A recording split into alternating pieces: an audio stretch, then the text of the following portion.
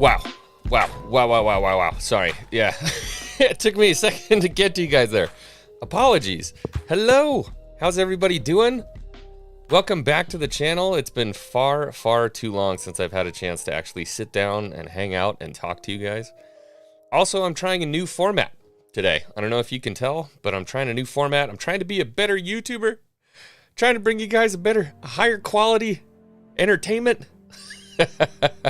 I see all my friends in the chat.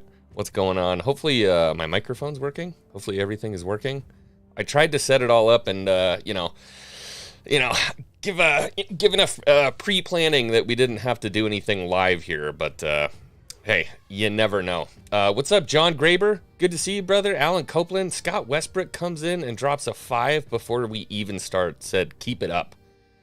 Not a whole lot to keep up. I haven't been over here much, if I'm being completely honest with you guys. I think you know that, but it's good to be back. I want to spend some time with you guys, go over some stuff. I mean, the internet has...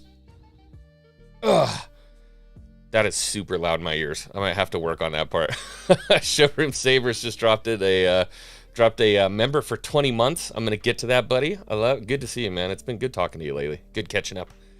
Gotta keep saying hi to everybody. Dengar Renegade, what's up? Alan Copeland, good to see you. Titan 199, I love to see it. Alan Copeland, my brother, good to see you. Titan, Valiant Archer, Legion of Maul, T. Davidson, my brother from way down under, good to see you. Darth Scipio, hello. The Beam Pad is here. Mattuine, Spring Heeled Jack, what's up, man?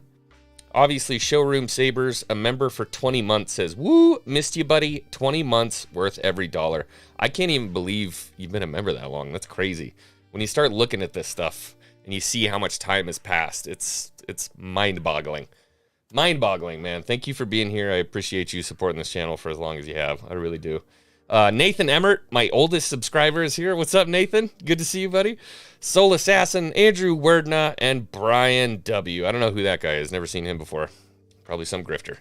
Good to see all you guys. Welcome. I'm glad to see you. I'm sorry I was a little bit late there. Things have been hectic over at the X household. Very hectic. I've got a wife who's about ready to pop right now. My brother was in cancer surgery today. I don't know if anybody heard it. I know a lot of people don't have Twitter. They don't have X. But my brother went in for cancer surgery today. Luckily enough, they were able to get all of the cancer out. They cut out a big section of his guts. Somehow, with like the magic of modern medicine, they were able to cut all that stuff out, and he doesn't have to have a colostomy bag or anything. So they got all the cancer out. They cut a whole bunch of his guts out, and he doesn't have to have a colostomy bag. So just feeling very blessed. I apologize that I was late, but I was on the phone just kind of getting caught up because my brother is allergic to ketamine, and they gave him ketamine. So he's lying in a hospital bed all murphed up. Turns out both my mother and my brother were like, hey, when I come out of this, don't give me ketamine because I'm going to lose my ish. And they gave him ketamine, and he completely lost it. So, yeah, that's how it goes. But yeah, good to see you guys. We got a bunch of stuff to cover today. We have a whole bunch of stuff to cover. I haven't been on Star Wars news lately because there really hasn't been like anything to talk about. Most of the stuff that comes out is kind of vapid. It's dry. It's about, Daisy Ridley and her movie that's probably never going to happen, and Sharmeen Obaid-Chinoy and how she likes to make men uncomfortable and yada, yada, yada. I mean, it's just like, it's the salad bar at the buffet of YouTube. There's nothing to it. I'm still hungry when I'm done talking about it. I don't like doing it, so I haven't gone live much. Because I don't know. It just seems shitty and useless. Apologies for saying that. And I'm definitely not digging in any YouTuber that covers it at all because, I mean, the stuff's juicy. It's juicy for sure. Don't think for a minute I'm not sitting there reading it, texting my buddies, Did you see what they said? But no, today's a special day. It's a beautiful day because we have a very special birthday to celebrate. So I wanted to start off the stream. I don't know if you guys saw the question in the chat. What's your favorite John Williams piece? Because I have many, and unfortunately, I've always been kind of like a prequel loyalist. I love the prequels, but that's because what I came up with. But I love my original trilogy. There are some absolute bangers in the prequels, for sure. Absolutely. I mean, Duel of the Fates is probably one of the most iconic Star Wars pieces ever created. But when it comes to my favorite Star Wars music, it always has to be the original trilogy. And I'm interested to see in the chat. I know we got a couple of answers. I put a Q&A up. I don't really actually know how this works, but I figured I'd give it a shot and just, you know, maybe see how it works. Oh, so it doesn't like list your answers when you do it. All right. Well, we got a couple answers. We got Binary Suns. It deleted the other ones. I saw Duel of the Fates in there. Was before that. And then I missed the other one. I don't remember. Was it the Force theme or something like that? I think it was the Force theme or something like that. I don't know. I'm interested to see what you have in the chat here. The fifth movement of Rise of the Valk. What? Okay. Let's keep it Star Warsy. Well, that's not fair. Okay. We could go to Harry Potter. We could do Jurassic Park. We could do Indiana Jones. Whatever you want. T. Davidson says all the themes hit different at certain moments. I would agree. Wordness says OT score had godly counterpoint and intersection of multiple themes in one scene. Agreed. And one thing that I really loved is that John Williams in the original trilogy would overlap certain themes. So you would hear pieces of themes in other pieces of music. I love that. And I mean, he does that in all of his stuff, but seemed very, very strong in the original trilogy, particularly.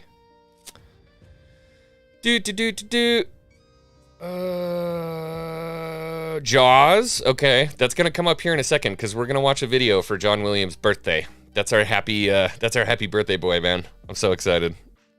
So let's pull this up while you guys are chatting about that. I have an ungodly amount of tabs open right now, and we're going through every single one. So sit your butt down and get ready. We got a long way to go. Long way to go. If you want to hang out. Okay. Let's sit down and listen to this for a minute here.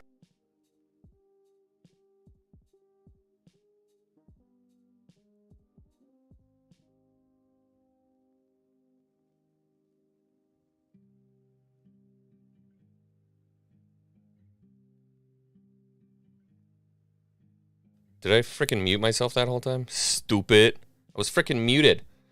I believe they're putting out a documentary about John Williams, so I think this is a snippet from it. I'm not 1,000% sure on that. Somebody can correct me in the chat if I'm wrong, but let's check it out. Well, how about how all the stars lined up, especially for Johnny Williams and me? We've worked together for 50 years.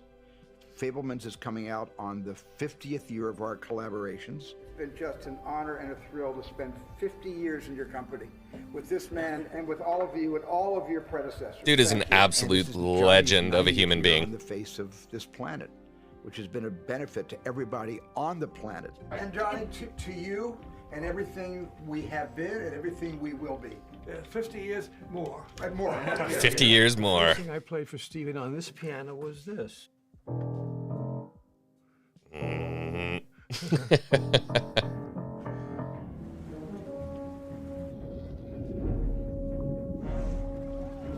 I remember I played that for him. He said, "What is that? What are you going to do?" Look at the young Steven, man. I have the cello and basses in the orchestra. I think it will be scary and kind of fun, because it can be very fast or very slow or very quiet and loud. What about the 5 notes of? So, just really quick, I just want to stop on that because that is how awesome John Williams is. Like, this is the stuff that he does. He takes 2 notes, and he can turn that into 19 different pieces, you know, just da-dum. And then when it's really dangerous, da-dun-da-dun-da-dun-da-dun-da-dun-da. And then when it's, you know, a lurking menace, it's da-dum, da-dum. This guy's an absolute genius. Doesn't count, right? This one, oh yeah.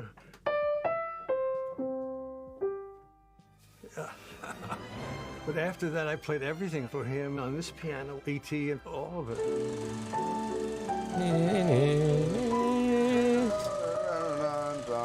Yeah.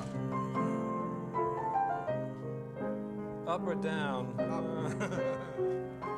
I think that the contribution John has made to all my films is absolutely immeasurable. Yeah. It is So Oh, organic that Jurassic that Park hits. Dude, Jurassic Park hits so hard. belongs in all those right places. That when a movie is working well, the music is not going to stand out in front of the film, nor is the film going to smother the music. It is an absolute brotherhood between music and imagery. What he says next is like, this is my favorite. Musical storytelling, musical narrative, and the written narrative. John rewrites my films musically. If I have 6 drafts of a movie by a writer, John is the 7th and final draft. The 7th draft. And that's the draft I go out with. Oh, it's so good, man. It's just so freaking good. That guy is I mean, he is the soundtrack to my childhood. I can't think of like many movies when I look back and I'm like, oh, you know what was a banger when I was a kid? And look back and like John Williams was doing the music for all of it.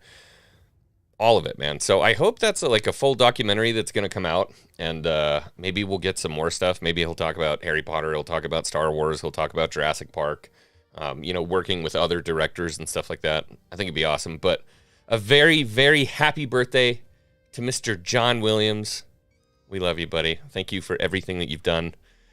Absolutely incredible. Just a magical man. And I don't want to be morbid at all, but I don't even want to think about the day that we lose John. I don't want to think about it, and I know it's going to come, and I hate it. I hate it. I hate it. I hate it. I hate it. Andrew Wordness says, yeah, man, his attention to rhythm is unique. Many composers forget that. Very, very true. Love Jurassic Park. Look at how, dude, you guys are absolutely blowing up in the chat right now. Thank you guys for being here. I know it's been way too long. And I apologize. I'm going to try to be better. We should have, in theory, some stuff to talk about coming up here pretty soon. We should have some stuff. I was looking at the list of things that are coming out. So this is the whole like breakdown. I wish I could blow this up a little more. I don't think I can. I'm sure you guys can't read that. But 2024, devoid of Star Wars. But this is theatrical releases, so not TV or anything like that. This is all movies. And 2025, we have it. Was it 2025? Hold on. Let me go back down here. Disney Snow White. Everyone's excited for that one. Captain America Brave New World. I believe that's the first one where Falcon takes over as Captain America. Moana. They're doing another Moana, which I don't mind, okay? You guys can laugh at me all you want. I had a small child in my life for a long time. His name was Jack. Absolutely love the kid. We probably watched Moana 478,648 times. I've seen that movie way too much. Way, way, way too much. And I thought it was a good movie. It's fun. It's got it's got some good musical numbers in it. It's not like overbearing. I don't see a whole lot of messaging in it other really than, taking care of the environment. I enjoyed it. Whatever, clip it, put it on Twitter. I don't give a shit. But Moana 2 is coming out. There's a solid chance they're probably going to ruin it with some messaging just because things have changed. But I like the original. Fantastic Four is coming out. Elio, I don't know what that is. If somebody in the chat knows what Elio is, go ahead and let me know.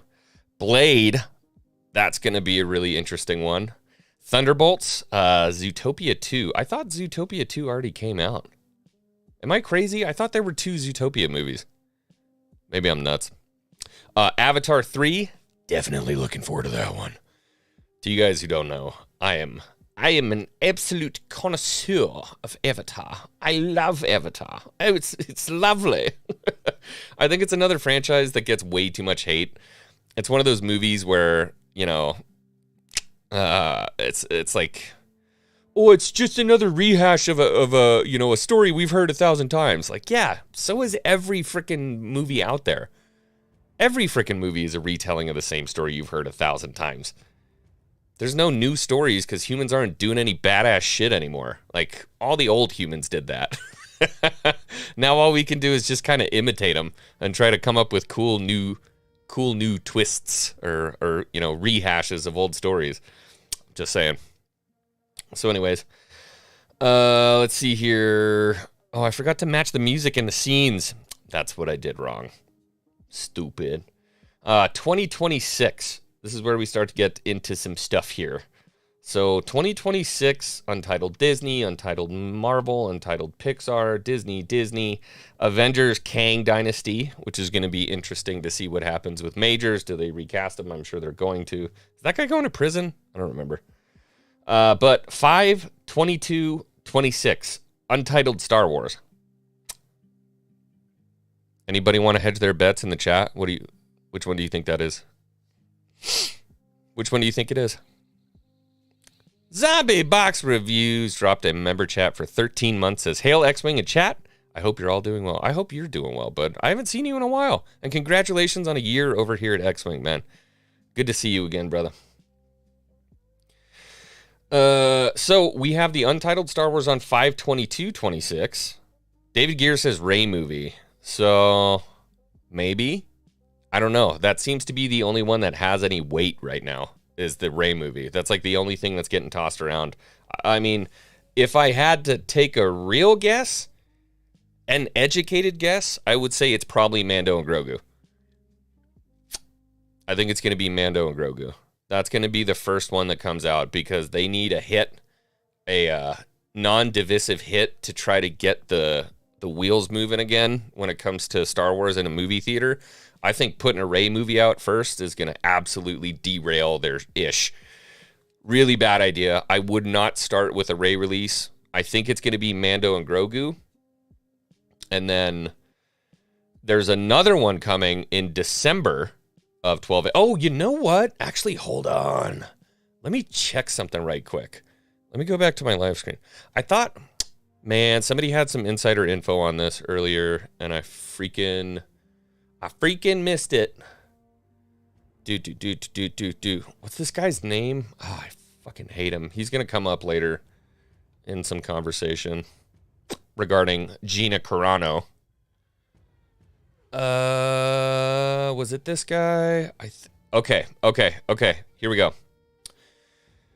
So, honestly, The Mandalorian and Grogu being a summer release and the Rey movie being a winter release seems like a really fun, balanced theatrical return to Star Wars. So, nothing referenced there in terms of sources or anything like that. So, speculation. But, let's go back to that. Just chatting. Oh, wrong one.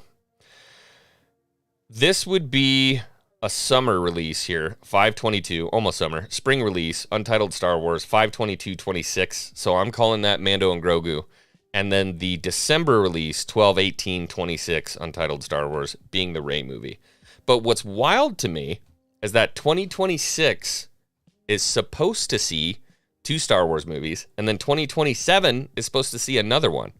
What's that 2027 movie? What's that 2027 movie? What do you think?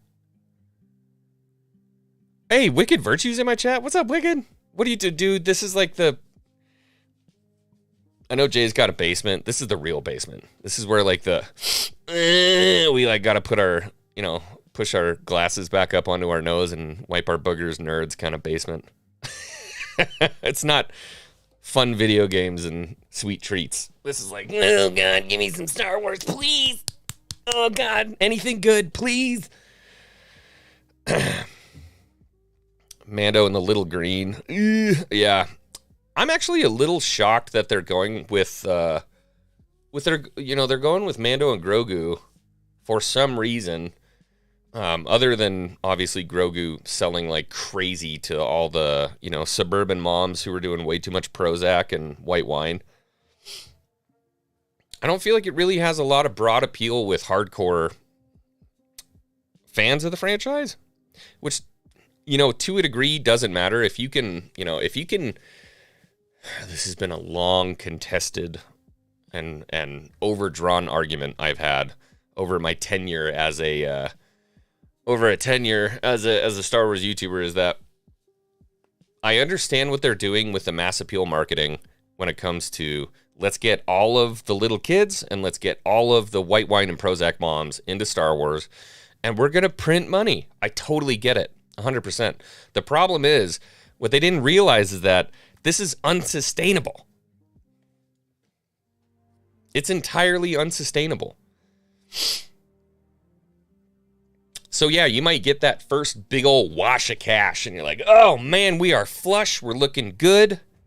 We are on track. We're doing what Disney does, man. We made something cute. We got the moms involved. The kids are singing and dancing in their Grogu and their Rey and everybody's happy.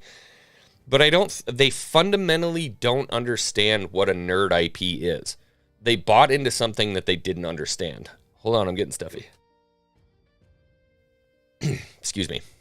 So Disney bought into something they didn't understand. They put a bunch of money into it. I mean, if you look at what's going on in the parks, what happened with the movies, they dumped a buttload of money. And they did make a good portion of that money back. The problem is now on the back end of that, we're seeing what happens when you don't understand what you invest in. The longevity wasn't there from the fan base. Because the fan base that they curated was a 1 year, 2 year fan base, maybe at best. You know, that's the problem with all of these, I call them tourists, the tourists that come into the Star Wars franchise and they're like, oh my God, I love Star Wars. And you're like, yeah, have you watched it? And they're like, yeah, it was on Disney Plus. I went back and watched the original trilogy. And I'm like, you're a fucking tourist. You are 100% a tourist. And guess what? 5 years from now, when they don't give a shit about Star Wars anymore, they're not going to be buying Grogu's. So you got to find the people who are going to continue to spend money with you.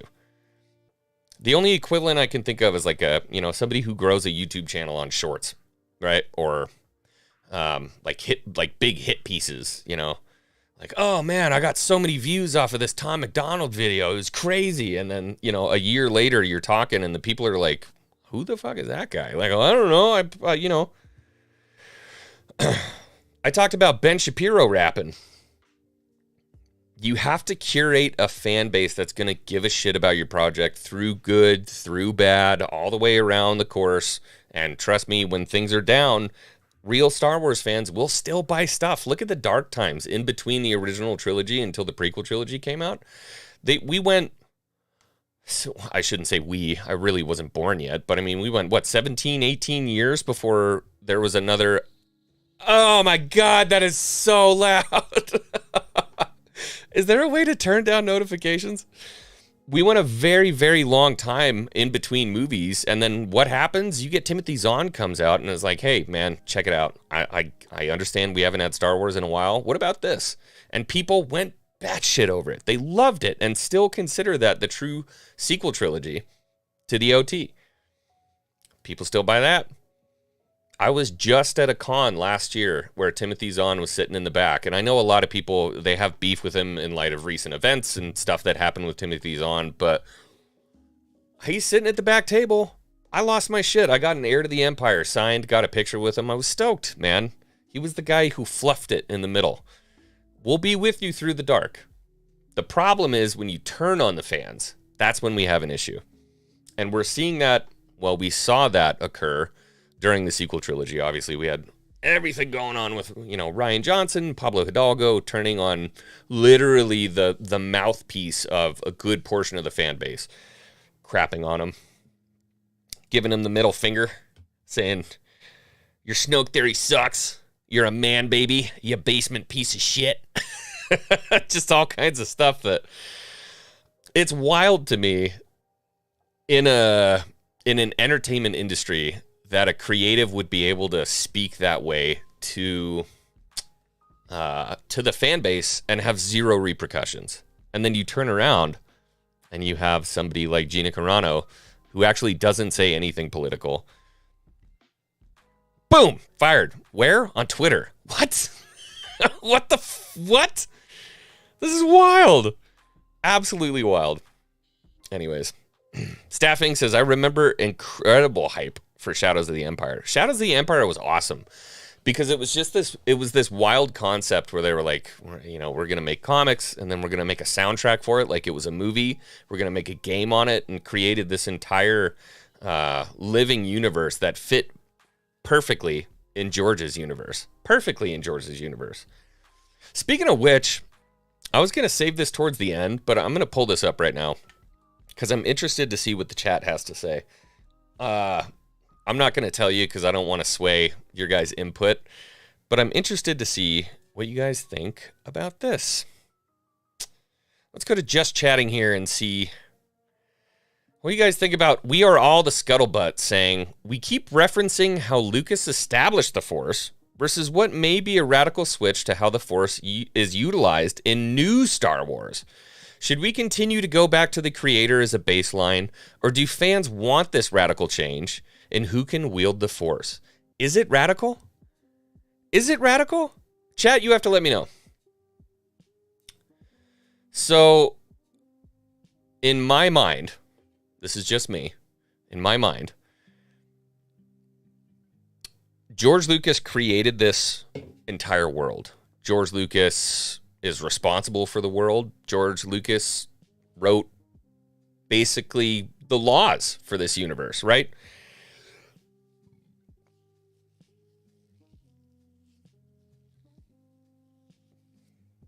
To hear the sentence, should we continue to go back to the creator as a baseline?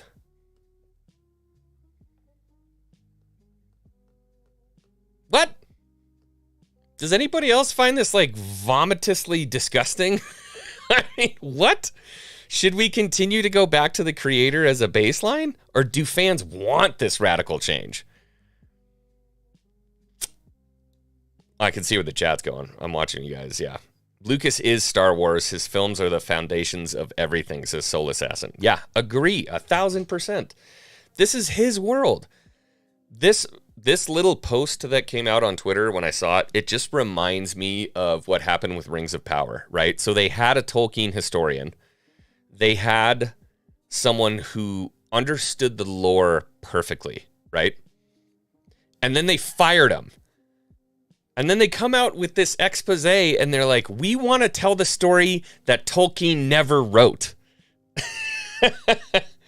And my brother and I, we were sitting there talking on the phone, and it's like, these people legitimately do not understand their own self-immolation techniques.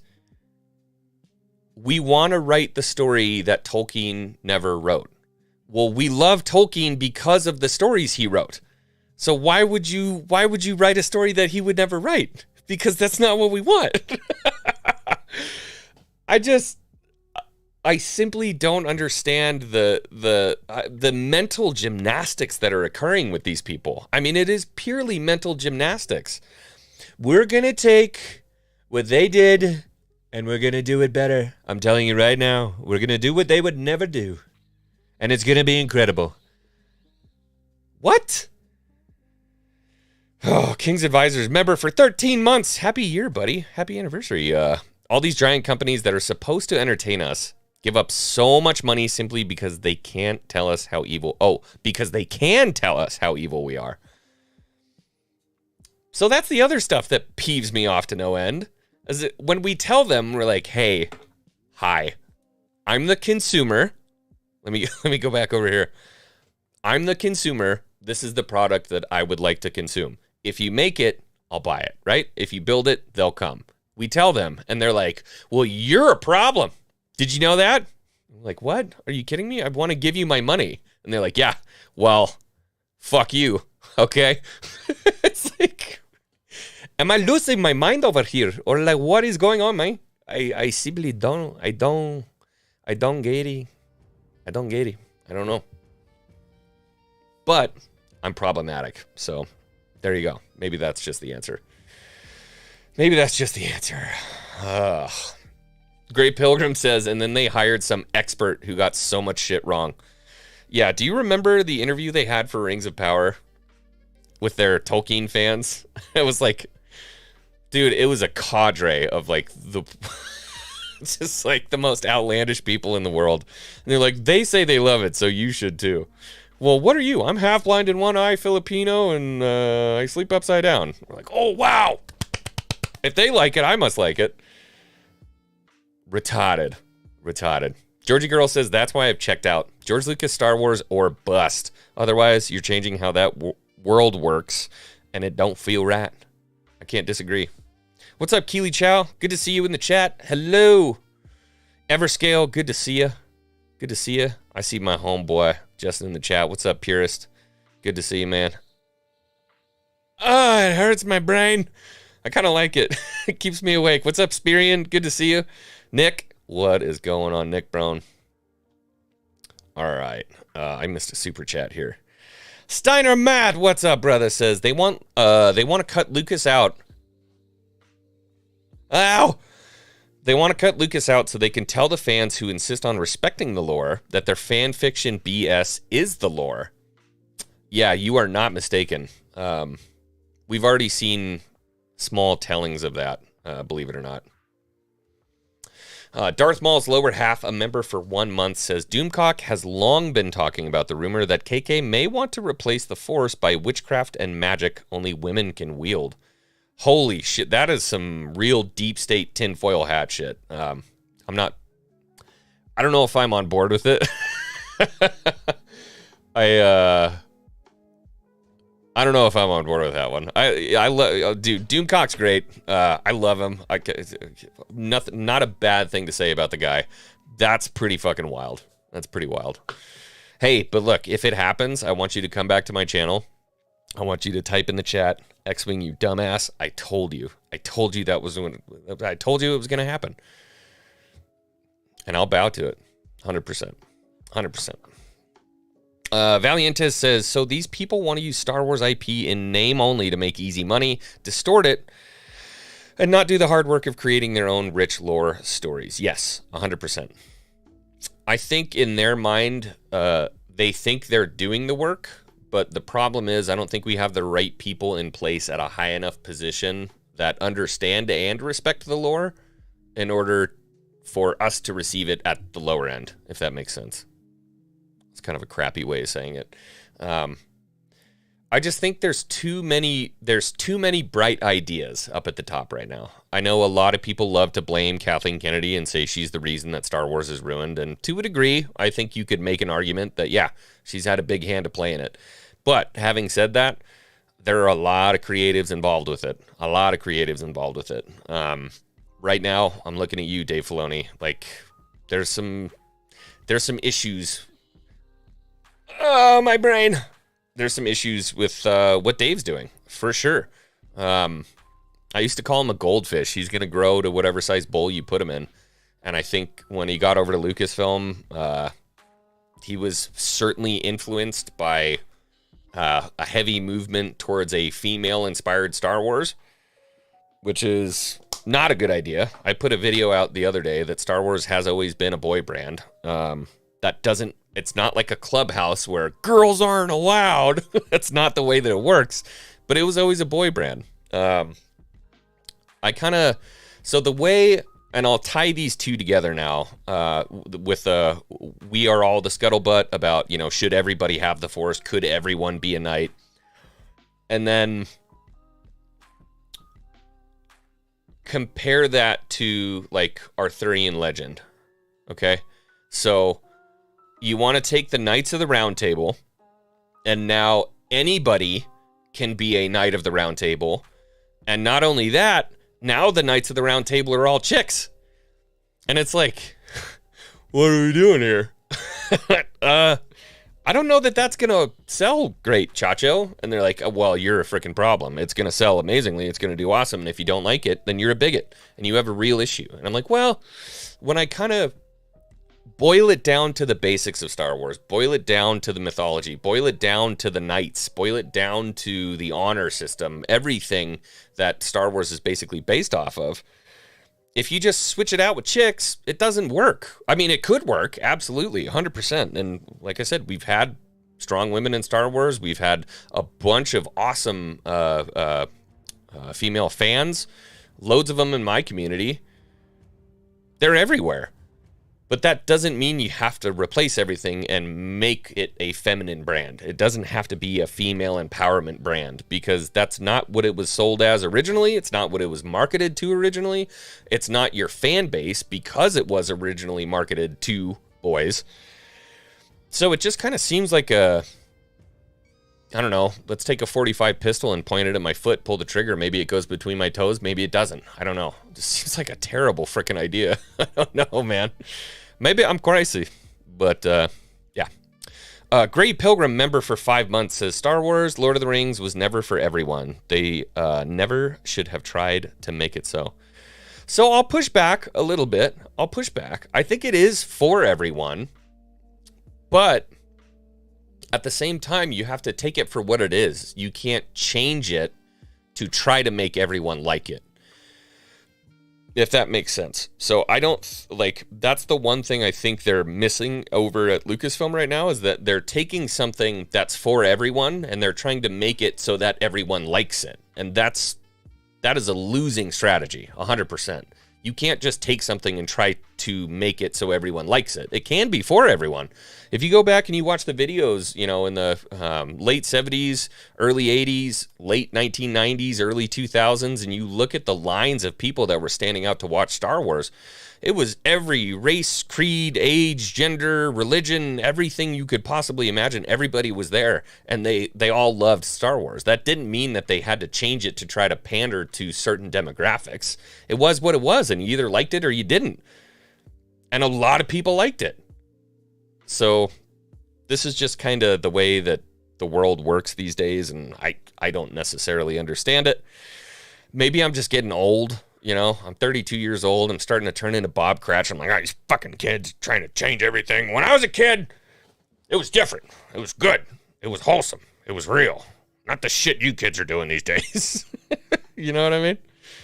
You know what I'm saying? Maybe I'm just an old, crotchety old bastard. I don't know. So anyways, all right, let's move back to the news. The news. I'm still getting used to this whole format where I'm like changing back and forth and stuff like that. It's a whole thing. So we heard some interesting news. Duxon, I love you, man. Old lovely fart. Well, you're an old lovely fart. Quite a lovely fart.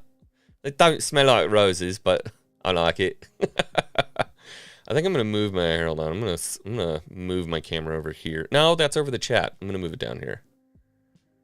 That way we don't interfere with any of the video. How I do this? There we go. So WDW Pro, good friend of the channel, awesome guy. If you're more interested in the fine tuning of the numbers, the economics of the channel, the Disney underbelly, that's going to be the person you want to go to. WDW Pro, Valiant Renegade, both awesome dudes when it comes to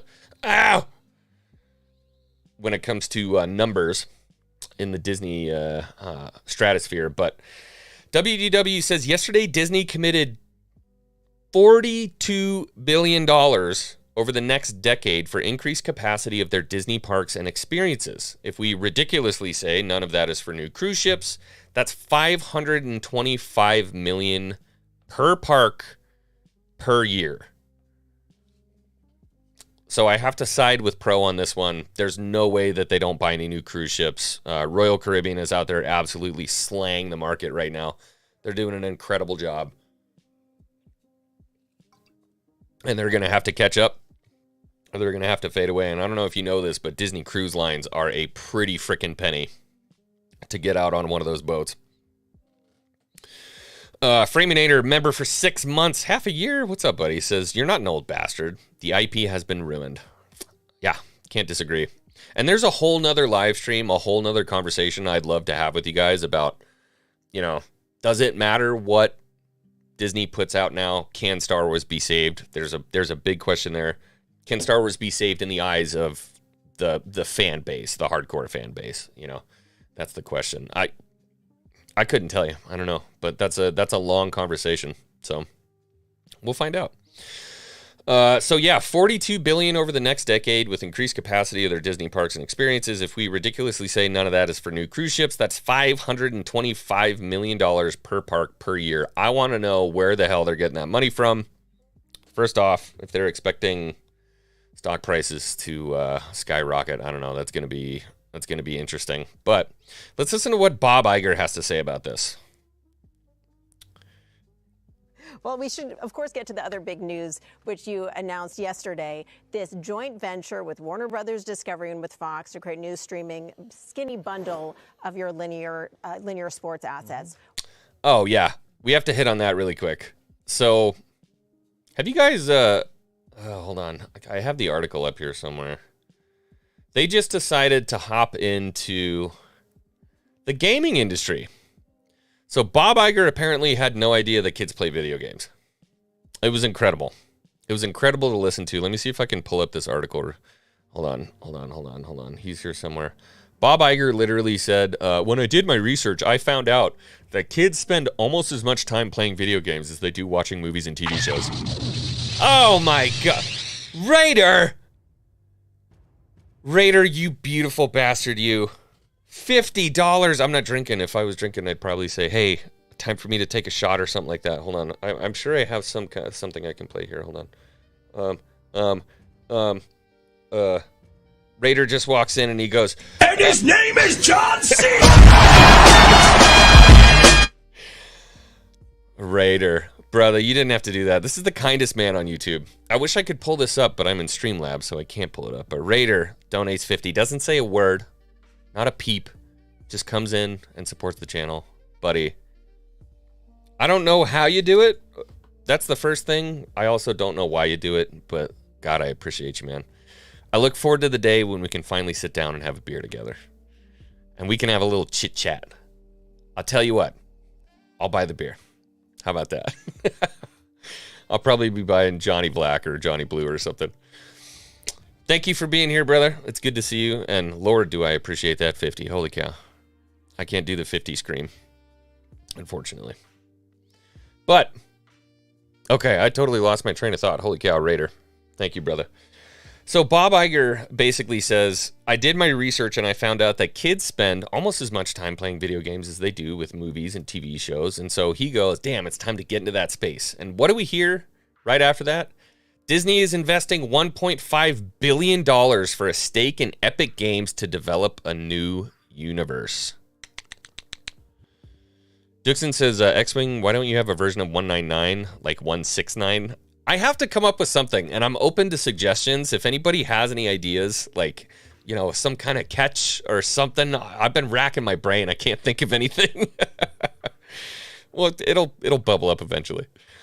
All right, so let's watch this little trailer. This is for their universe. This is for the new Disney Epic Games universe. Starting off with Avatar. So, oh wait, no, it's not. Discover a place. Discover a place. Magic. I should be one of those voiceover guys. He's epic. Epic.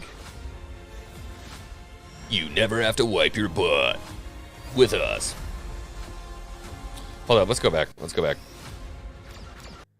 So Fertnert, probably like the Battle of Jakku or something like that. I freaking love Deadpool. Oh, okay. Does anybody? So I know my boy Raider does. Anybody in here play Fortnite? Or not Fortnite? Rocket League? We got a show of hands. Anybody play Rocket League? Nobody? Okay, it's just me.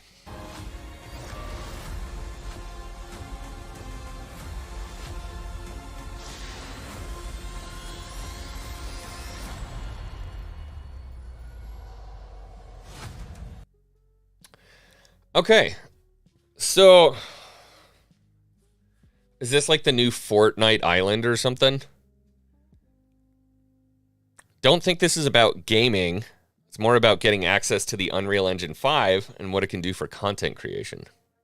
Okay. They got a heavy emphasis on Lilo and Stitch over here. I don't know if you guys see that. There's some Lilo and Stitch over here. Wreck-It Ralph down at the bottom. Monsters University. Looks like Stark Tower. This is Cars Land over here. Oh, I didn't even see this last time.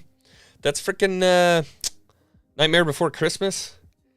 Lucasfilm Limited, Marvel, ESPN. Looks like Disney Plus over here. I don't know what this is. I can't quite tell.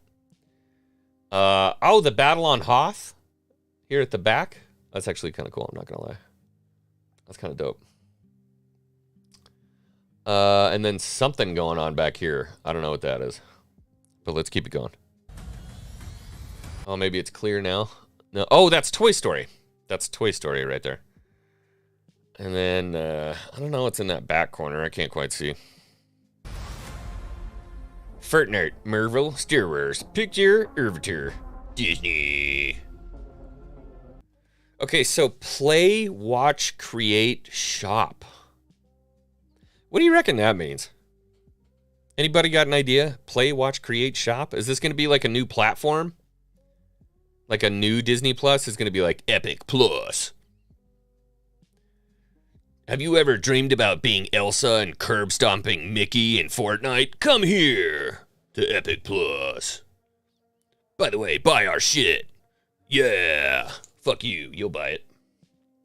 Probably. Soon-ish. What? The air of professionalism in that. Coming soon-ish. What the fuck? Okay.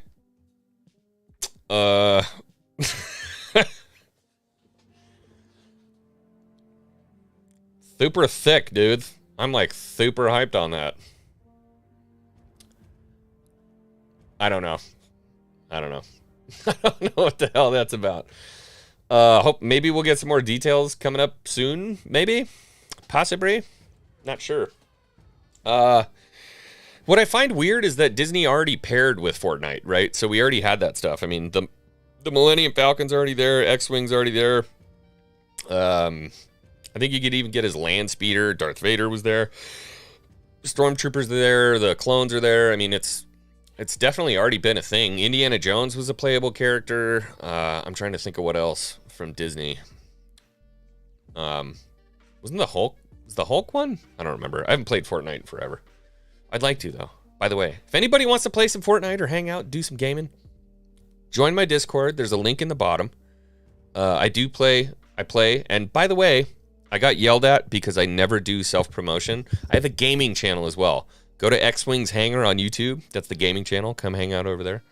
I'm always doing all kinds of weird crap over there. I like cosplay every one of my games. So I have like an army helmet when I'm playing the World War II games. I got my X-Wing helmet on when I'm playing the flying simulators. We do a lot of the pirates over there. I'm sure if you're familiar with Jay, my good buddy, Drunk 3PO, we play a lot of pirates over there. Yeah. So anyways, we have to finish listening to frickin' Bob talk about this. So, sorry, I had to watch it. You have to watch it. Why does it make sense to do this? Are you at all concerned that this could drive accelerated cord cutting or even challenge and cannibalize your Hulu with live TV business? Look, I think if you're a sports fan, if you're a sports league, if you're an advertiser, even if you're a distributor, you want to. Is the stock really over 100? ESPN has always made a promise to sports fans that it will serve them wherever they are, whenever they want. This is clear, and they've done a great job doing that. I think one of the secrets to their success, not a secret. Oh, Kings, what a good moderator. You dropped that gaming link in there. This is a big step in that direction to serve the sports fan that has not signed up for the multi-channel linear TV, or that maybe was disenfranchised and didn't want it. This is a way to do that. We've watched for years the decline of the Disney linear jumped bundle on cable and satellite. And we've been preparing for a world where that business is not as strong as it used to be. Hold on. We gotta go back. Iger, I've not spoken to Peltz in a while. That's what it says down there at the bottom.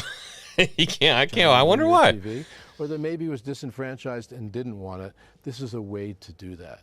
We've watched for years the decline of the linear bundle on cable and satellite. And we've been preparing for a world where that business is not as strong as it used to be. Launching Disney Plus is an example of that. The investments we've made in content, the Fox acquisition, what that did in terms of our ownership of Hulu.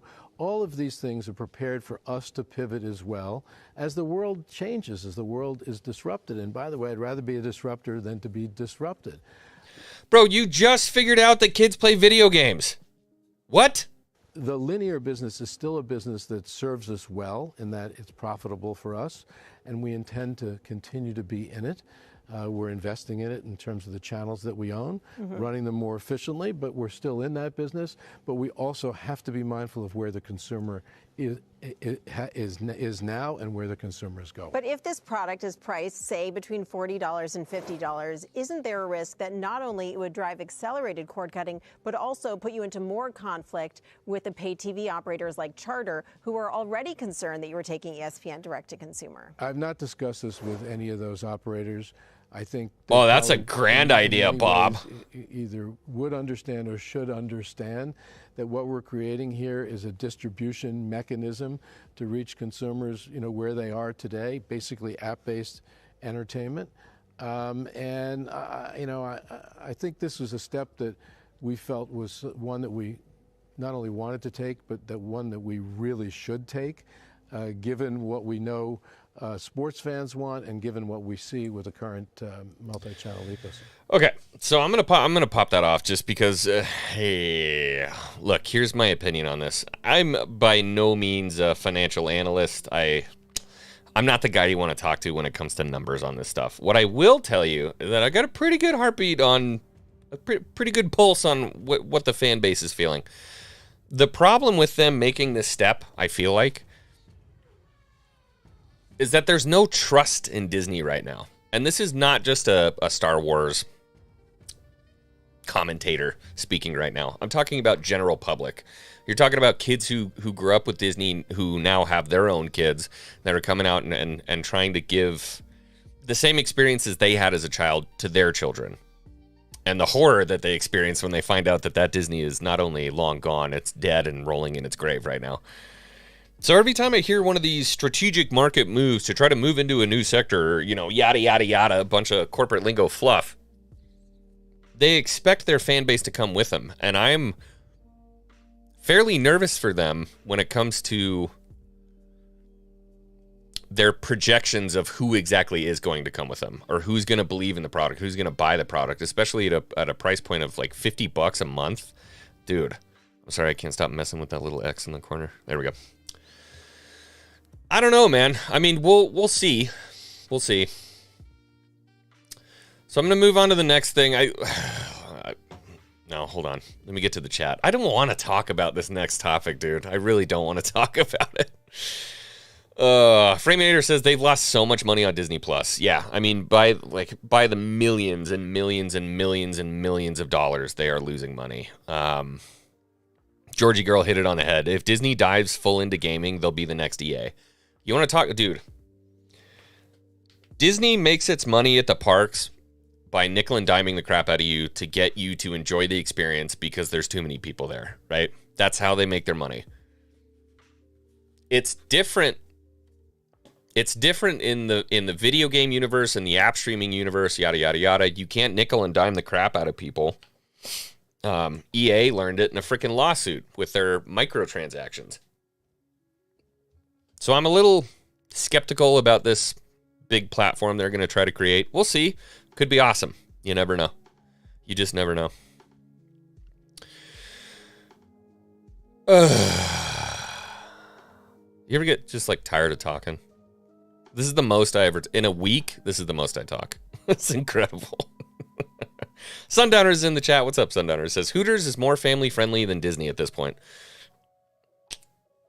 Can't disagree with you, man. There's some pretty weird stuff going on.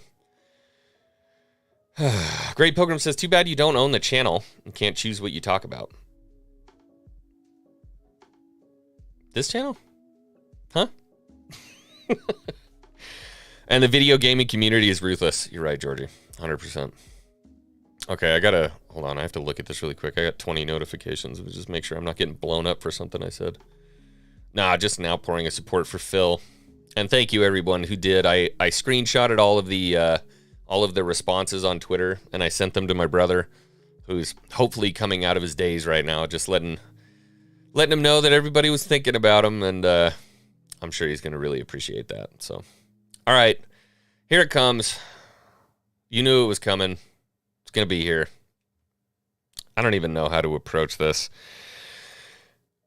Gina Carano is suing Disney. Straight up fisticuffs, open court, suing Disney. Now, as much as I am not a financial analyst, I'm also not a lawyer. I have somebody in my community that does that for me. But Gina Carano is suing Disney and Lucasfilm for discrimination and wrongful termination. Now, I have seen the opinions go back and forth about, people saying, oh, this has no weight. This is never going to hold up in court, yada, yada, yada. But what's really funny is every single detractor that I see, every detractor who's mad at Gina Carano, still pissed off, yada, yada, yada, they seem to limit all of their replies, which I just don't seem to understand. You would think in the court of public opinion, if you were going to put your opinion out there, you would stand by it. But instead, they just shut it down. And this one just particularly caught my eye from Steamboat Hams at Tony Goldmark. I don't want anybody going over there. I don't want anybody harassing the guy. I just want to make fun of him because he's fucking retarded. For an MMA fighter, she is such an effing crybaby.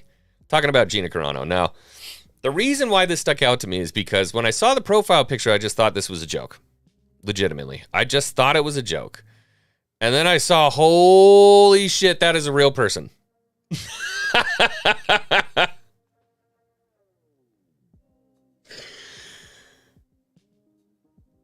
This person's talking shit about Gina Carano. What a crybaby. Bro, this is just hilarious. I just wanted to show this because this is a perfect little taste, a little chicken nugget, a little bite of what Twitter is and why you should never, ever, ever actually invest any emotion in what people say on Twitter because extremely successful, beautiful, loving, caring Gina Carano, who's treated like shit by her employer, gets replies like this. For an MMA fighter, she's an effing crybaby. Just let me know in the chat, real quick. Just let me know. What would you pay on pay-per-view just for one round? Gina Carano, no training, just Gina Carano right now with Steamboat Hams. 100% pronouns of bio. Yeah, he, him.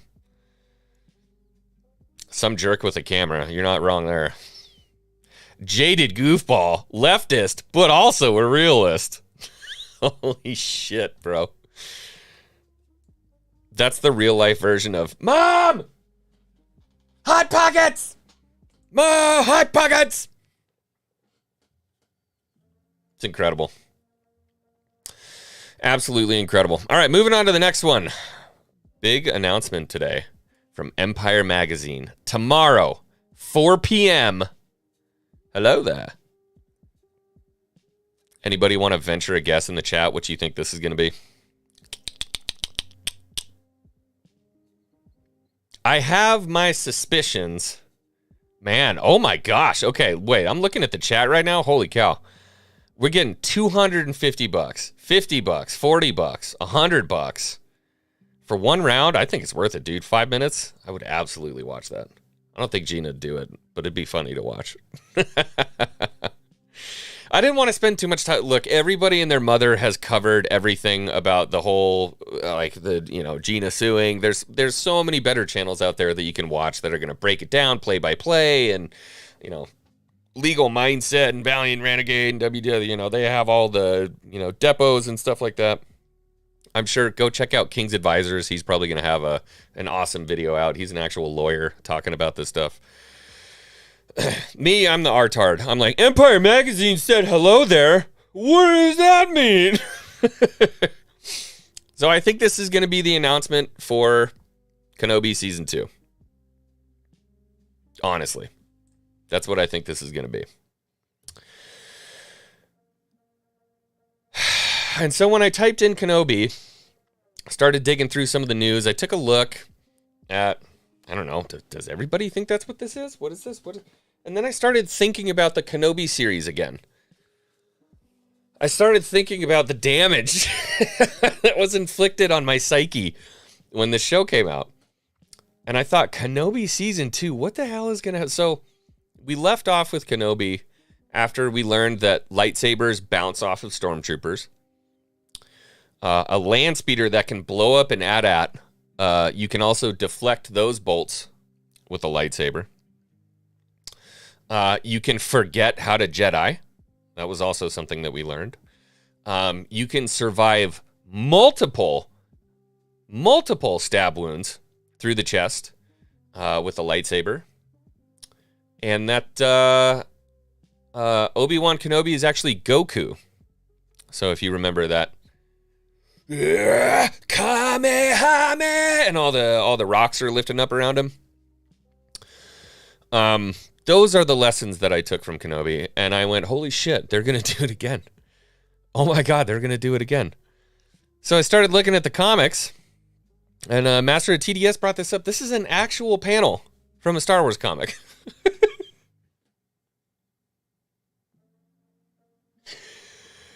I need this as an emoji now.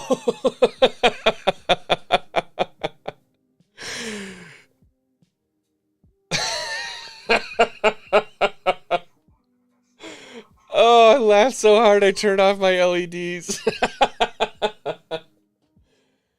Oh, man. What the hell? Oh, dang it.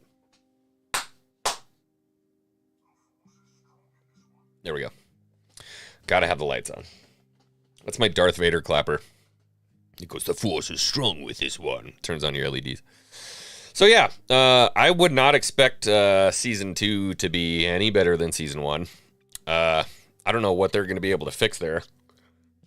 They literally, I mean, I know that the conversation was like, oh, they cucked Luke Skywalker. Like, they did. They straight up cucked Obi-Wan to the point where we had a Benny Hill-esque babysitting Star Wars show.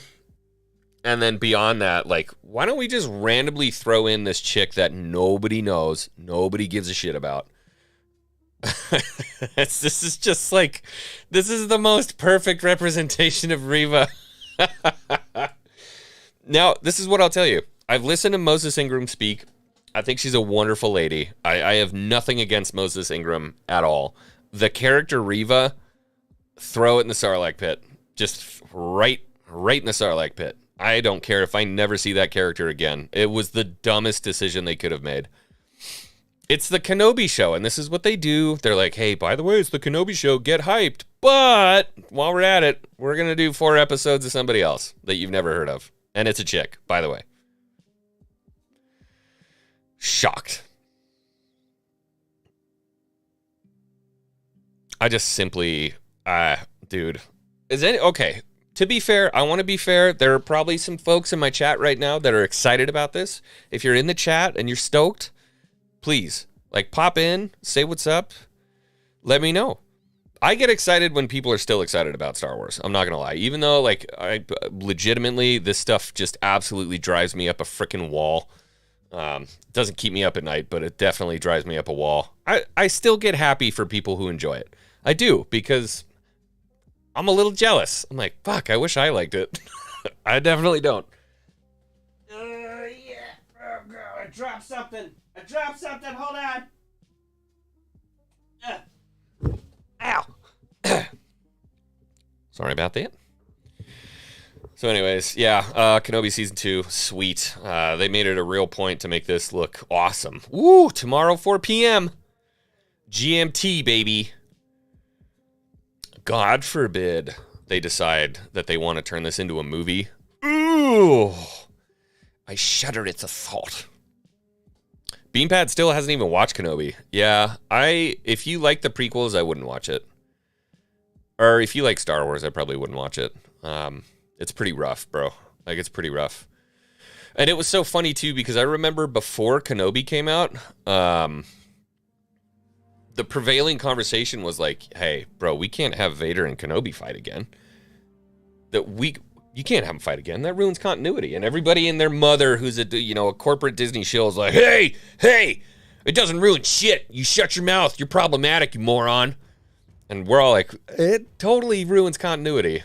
But whatever. Okay, let's see what happens. And then they give, like, the most retarded anime Kenobi fight that they've ever put out. Literally, Obi Wan Kenobi does a Goku. He's, like, floating in the air with rocks around him, like, Kamehameha! It's so dumb. And then they pulled this cheap trick where, like, Vader is dragging Obi Wan kind of through a fire a little bit, and is like, "See, sucks, doesn't it?" Oh fuck! It was so bad. It was so bad. I feel horrible for anybody else that had to watch it, and I know a lot of us did. And now they're like, "Ready for season 2?" And I'm like, "Nope." It's gonna make some good content. I'll tell you that much. All right, let's cleanse the palate really quick. Let's cleanse the palate. I just want to laugh at how stupid this frickin' world is, because this is just ridiculous. Does anybody remember who Will Wheaton is? Will Wheaton from Star Trek? Wesley? Young Wesley. Shut up, Wesley. Well, what was this? Good Morning America? I think it was on Good Morning America. Let's just... On Good Morning America, I think, Larry David from... You know the comic, Larry David, right? He's the old guy. He's bald. I think this is GMA. It goes on, and Elmo's there. But what happens? All right, let's go over to Alfred. Check the weather. And not yet. Wait. Oh my gosh, you love Elmo, don't you? Okay, we're gonna stop there. We're gonna roll it back. Yeah, curb your enthusiasm. Thank you. I actually have that sound loop on there. I don't know how to remember it, but we're gonna watch it one more time. Now, I want you to give your honest reaction in the chat. How would you react to this? All right, let's go over to Alfred. Check the weather. And not yet. Wait. Oh my gosh, you love Elmo, don't you? Elmo, you okay? Mr. Larry, Elmo liked you before. Ask permission before you touch people. Go ahead, say you're sorry. Elmo, Larry? I just want to apologize. Thank you, Larry. That's very big of you. Elmo accepts your apology, Larry. Okay. All right. So let's just call that the end of it, right? Okay. Comedian touches plushie on TV. No. Not only do they force him to do an apology on live television, Will Wheaton loses his fucking mind on Twitter. I'm going to read this out loud for you because I totally thought this was a parody until I got about halfway into it. There is a legitimate freak out by Wesley here. So I heard about Larry David assaulting Elmo on live television. Life television. He doesn't even spell live right. But didn't watch it until now because I knew it would upset me. Holy shit, it's even worse than I thought. What the fuck is wrong with that guy? Elmo is like the best friend to multiple generations of children. In the Sesame Street universe, Elmo is a child who is currently putting mental health and caring for others in the spotlight. And Larry fucking David did that and thought it was gonna be funny? What? What an asshole. What a stupid, self-centered, tone-deaf asshole. Full disclosure, all the time when I was growing up, my dad would grab me by the shoulders and shake me while he screamed in my face. He choked me more than once. He always was out of control, in a furious rage, and always terrifying. I'm a 51-year-old man, and my heart is pounding right now. The pearl clutching going on right now. That I felt, recalling how I felt when I was a little boy who loved Grover the way today's kids love Elmo. So this appalling, unforgivable, despicable act hits more than one raw nerve for me. And I'm going to say what I wish I'd been able to say when this sort of thing happened to me. Larry David, this was not okay. And your obviously insincere apology clearly communicates that you don't get that. First of all, you aren't even in the segment, but you just decided to barge in and draw focus because why? You couldn't stand that a puppet brought people together in a meaningful way that you can't. You couldn't stand that your appearance on national television to promote your wildly successful series was delayed for a few seconds while the adults talked about mental health. Shut the fuck up. Oh my God. You wanted to manufacture a viral moment where everyone gets to see what an asshole you are, so they'll tune in and watch you portray an asshole in the latest season of your show that celebrates how great it is to be an asshole without ever experiencing the consequences of being an asshole. I'm allergic to bullshit, sorry.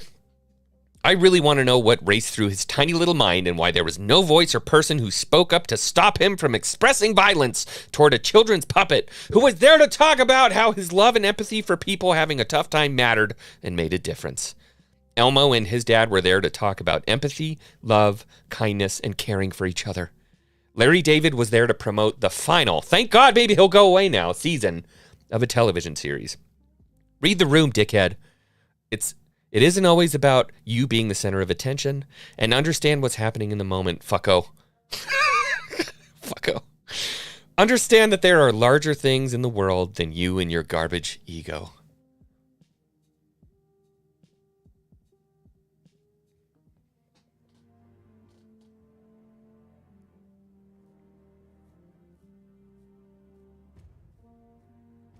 He wrote that whole thing. That's not a joke. He wrote that whole thing. And you can tell where the crazy comes out because he says Elmo and his dad were there to talk about empathy. Like they're real people. Bro's got to be a furry. I don't see any other way around it. Dude is definitely a furry. And that's your daily dose of internet. Christmas criminy, dude. The crazy part is somebody who's like a Star Trek fan definitely ran up to that guy and got a signature. Was like, oh my God, it's Wesley. And then you see that and you're like, I'm throwing that figure in the fucking trash. I don't want that stink. Ugh. It was beautiful, man. It was a great freak out. I love seeing stupid people melt down like that. I'm not going to lie. It makes me happy because it makes me feel a little bit more sane and secure in my brain when I have, some crazy thoughts. Georgia girl nailed it, man. Well, that's enough internet for one day. I want to thank everybody for stopping by. Thank you for being here, joining in on the stream. I appreciate you guys. Oh, Pirate Bob, I didn't get to say hi to you. What's up, Pirate Bob? Good to see you, man. I can't do this crap anymore, man. Celebrities suck ass. I'm not gonna lie. They're literally just the worst fucking people in the world, and there's no getting around it. But yeah, happy what is it? Thursday. It's Friday tomorrow, everybody. We should have some Star Wars news tomorrow. I might do a late night tomorrow, maybe not. I may be on the gaming channel a little later. Mods, if you want to drop that one more time. I might play some Pirates tonight. I might not. My dad's coming over, so gotta hang out with him for a little bit before he takes off. But yeah, Legion of Maul says stream more X-Wing. I might. Whenever there's stuff that's worth talking about, I'll be there. All right, guys. I appreciate you. Much love. I hope you guys have a wonderful rest of your Thursday. Tomorrow's Friday. Soak it in. Last day of the week, man. Enjoy that weekend, and I will definitely be seeing you guys. Have a good one. Much love, and good night.